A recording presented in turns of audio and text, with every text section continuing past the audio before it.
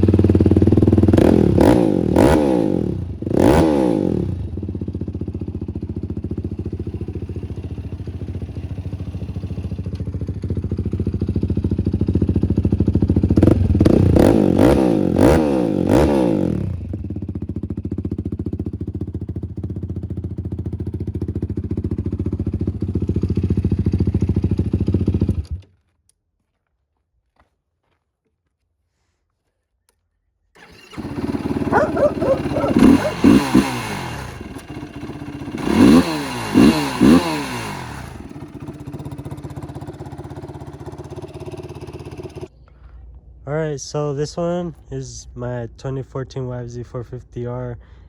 So let's start off with the wheels. You can see stock wheels, aftermarket elbow racing wheels, beadlocks.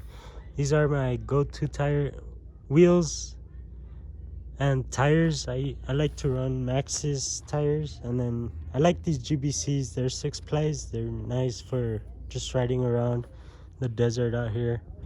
Here we have the Maxxis racing tires. They're pretty sticky. They're like bubblegum almost. You can see how much they flex. They wear out quick though, but they're just like a 4-ply tire. They're good for the track. They're sticky. And I got my elbow beadlocks in the back. Beadlocks are my go-to. Like I'm saying, they're the easiest to change out. Like you don't have to go to a tire shop and worry about scratching your rim or nothing. I changed these at home. Compared to these, you can see you can mess them up easy trying to change them out. Somebody tried when they put these, they dented these aluminum rims. I mean, these are light, but I like the Alba way better. And then back here we have a stock swing arm, the chain, stock exhaust, axle, got the brake, parking brake. You can see on mine it's all deleted, way cleaner. Got another black off plate, got my wash swing arm, my chain, my Hess, call it chain guide, so it's so the chain doesn't fall off, and it helps with the rocks too, like climbing over the rocks. But the rotor is what I really care about because it bends. This one too, but I wish I need to get something to help it for the rocks and stuff. But it's my brake line. And then stock shocks, we got stock shocks. I put a Lone Star Racing Dominator 2 axle, I think. I forgot what it's called, but it's a good axle because I bent the other one hitting a pretty big jump. So yeah, and then I had to put a aftermarket, that's a Tusk rear brake caliper or brake disc. This one I just detailed it, I washed it, all good. And then mine's is all dirty, I haven't washed it in a while, it needs a wash, poor bike. So it's my tires, I run 18s on the back for the track. They help because look how big those tires are. Those are 22s, these are 18s. These tires look massive compared to mine, but these are better for like top speed, going fast. These are good for just like the track, fast acceleration, more torque, more response. The exhaust, I have a Empire Industries. This is a 12-inch can. I got the factory 43 Nerf bars.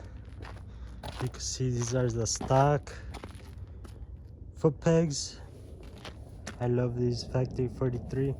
One thing I really love about them, see how much lower they sit, more flush to the frame right there. And these, they go up way more, so you have to go like reach further down. And here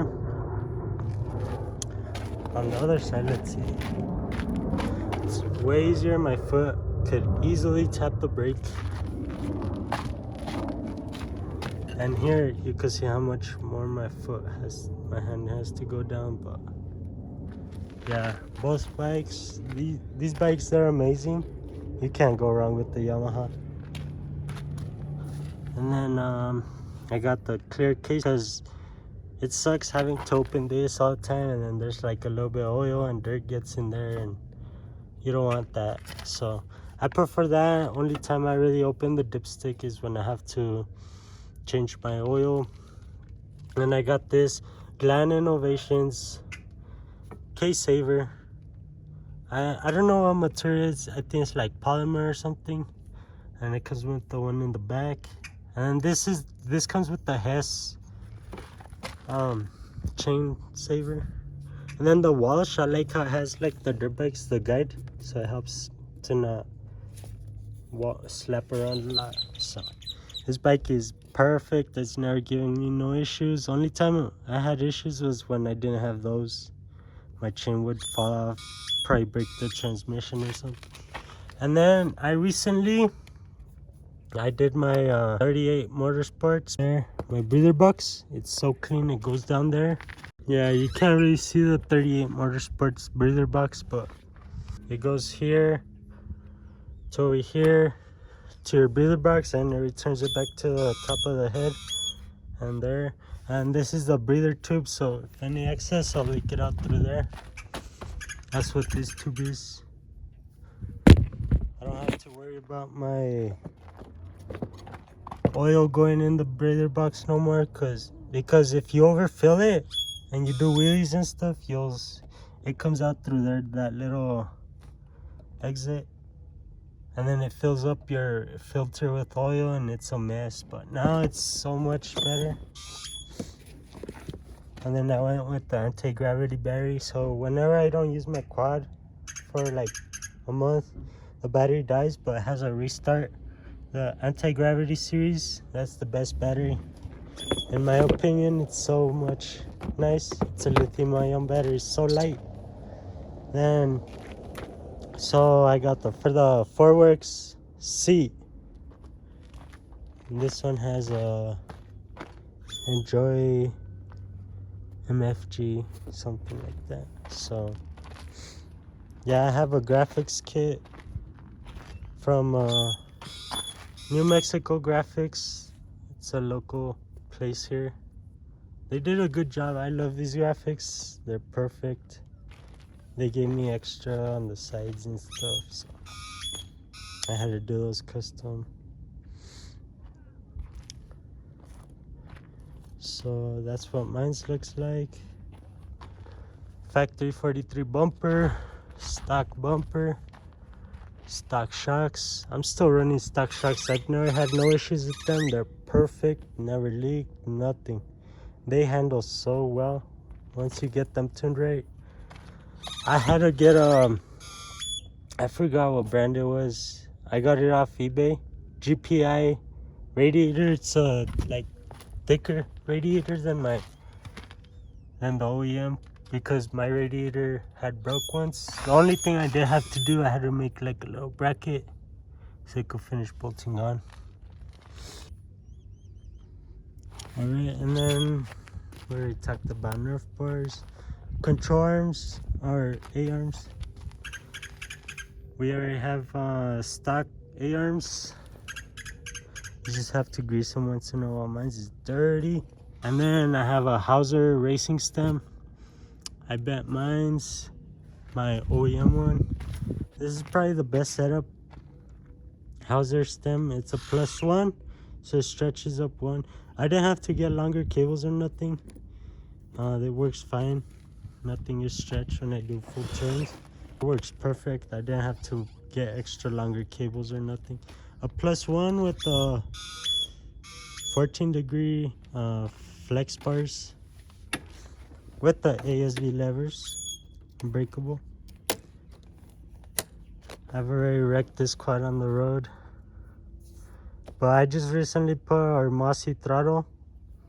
It's perfect. You could adjust it. There's just a little, which one was it? I think right here. It's a little screw. You just have to loosen it, and then you could adjust your throttle, or you could leave it loose. But I had a issue when I was practicing on doing moto laps. Like my thumb would push down, and then it would, like, throttle would be all far. So I just timed it where I was comfortable. This throttle is pretty nice. It's clean, it's sleek, easy to install.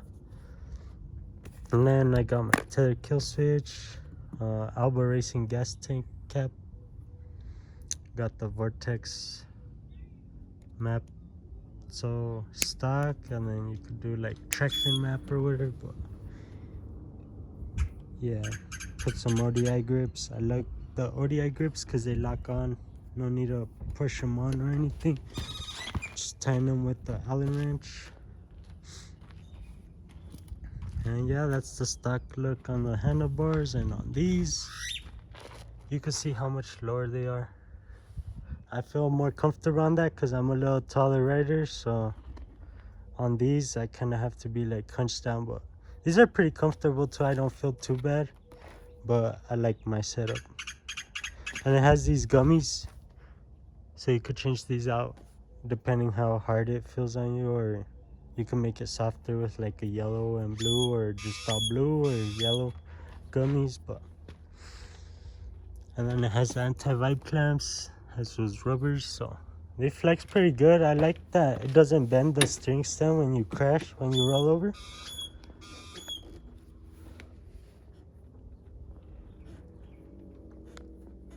They do flex quite a bit, but they're comfortable. And here we have the stock ones. These do not flex at all. You can feel a big difference. Way stiffer.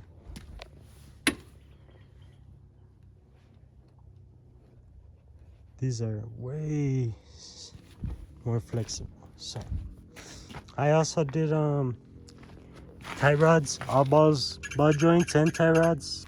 Last thing, my vortex tuner. It's in there, but easy to tune. I had to change my subframe. I cracked it twice already.